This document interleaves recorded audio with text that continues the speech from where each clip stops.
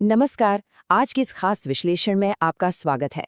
खैर, आज हम जिस मामले की तह तक जाने वाले हैं ना, वो बिल्कुल किसी थ्रिलर फिल्म की तरह है, जो हमें साफ साफ दिखाता है कि आज के समय में तकनीक और अपराध कैसे एक दूसरे से टकरा रहे हैं।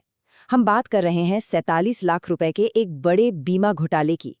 देखिए, आज के इस डिजिटल युग में अपराध का चेहरा पूरी तरह से बदल गया है। अब किसी को नकाब पहनकर बैंक का ताला तोड़ने की जरूरत नहीं पड़ती।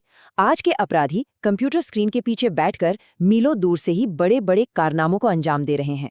तो आज के इस विश्लेषण में हम एक बहुत बड़े वित्तीय साइबर अपराध को डिकोड करेंगे। हम समझेंगे कि कैसे इतनी चालाकी से एक बीमा घोटाले को रचा गया, और सबसे खास बात, कैसे कानून के रखवालों ने इस डिजिटल जाल को पूरी तरह से नेस्तानाबूद कर दिया। तो चलिए शुरू करते हैं। तो आइए सीधे मुद्दे पर आते हैं। 47 लाख रुपए। जरा सोचिए, ये कोई छोटी मोटी रकम बिल्कुल नहीं है। अक्सर जब हम साइबर अपराध शब्द सुनते हैं तो वो हमें एक बहुत ही हवाई या दूर की चीज लगती है।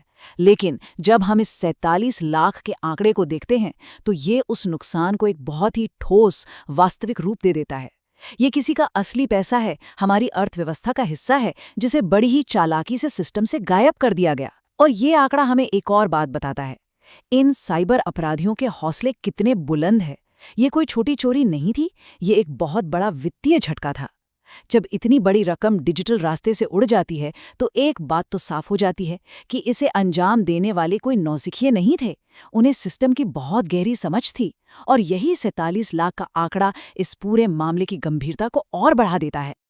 अब जहां एक तरफ इंटरनेट की काली दुनिया में बैठे ये डिजिटल अपराधी हैं, वहीं दूसरी तरफ एंट्री होती है हमारी अहमदाबाद साइबर पुलिस की।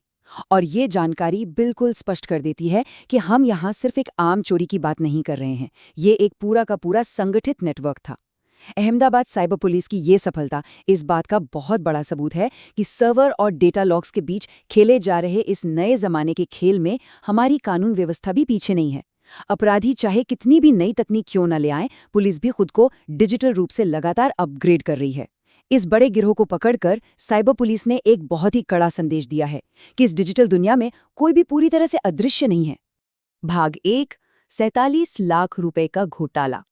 अधिकारी असल में जिस चीज का सामना कर रहे थे वो एक समन्वित नेटवर्क था। आसान भाषा में कहें तो ये किसी एक अकेले इंसान का काम नहीं था। ये एक बाकायदा संगठित बीमा धोखाधड़ी गिरोह था, जिसे बनाया ही इसलिए गया था ताकि वो बीमा प्रणालियों की कमियों का फायदा उठाकर अवैध पैसा कमा सकें। अब जरा सोचिए, इस ग्रुप में अलग अलग लोगों के अलग अलग काम रहे होंगे, है ना। कोई सिस्टम की कमियां खोज रहा होगा, कोई फर्जी कागज बना रहा होगा, तो कोई उस पैसे को बिना शक के बाहर निकालने का काम कर रहा होगा। हम सब जानते हैं कि बीमा कंपनियों के क्लेम पास करने के नियम कितने सख्त होते हैं। ऐसे में उन नियमों को चकमा देकर निकल जाना, ये साफ दिखाता है कि इस गिरोह को बीमा इंडस्ट्री के अंदरूनी कामकाज की बहुत ही पक्की जानकारी थी। भाग 2, धोखाधड़ी का तरीका। अब सवाल ये है कि इन्होंने ये किया कैसे। ये भारी भरकम चोरी 2 बहुत ही स्पष्ट चरणों में की गई।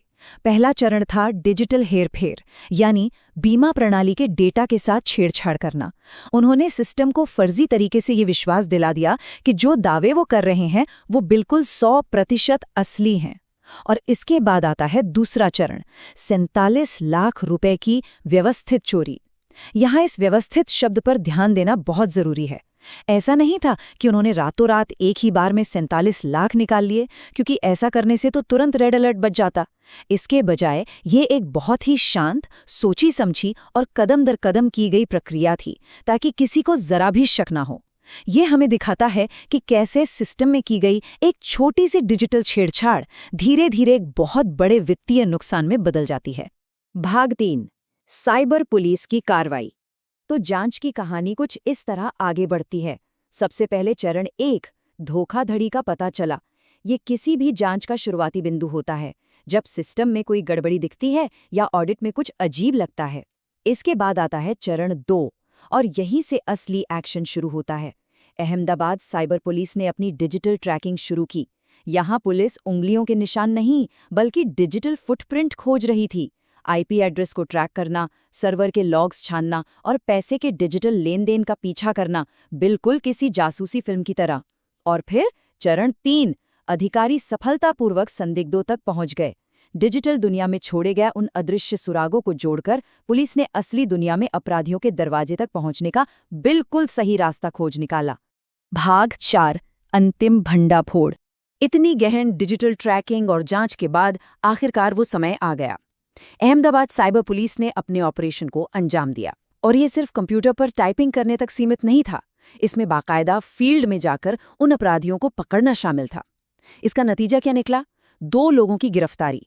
जो गिरोह 47 लाख रुपए उड़ाकर खुद को बहुत स्मार्ट समझ रहा था, वो अब पूरी तरह से कानून की गिरफ्त में था।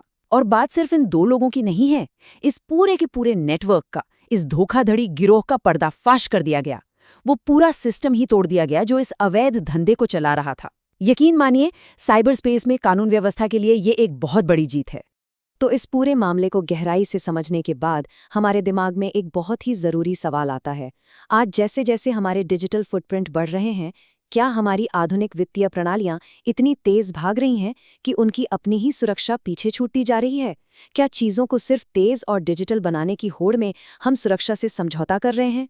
देखिए, आज अहमदाबाद साइबर पुलिस ने यकीनन एक बहुत ही शानदार काम किया है, लेकिन जैसे जैसे हमारे सिस्टम और जटिल होंगे, खतरे भी बढ़ेंगे और अपराधियों के तरीके भी और ज़्यादा एडवांस्ड होंगे।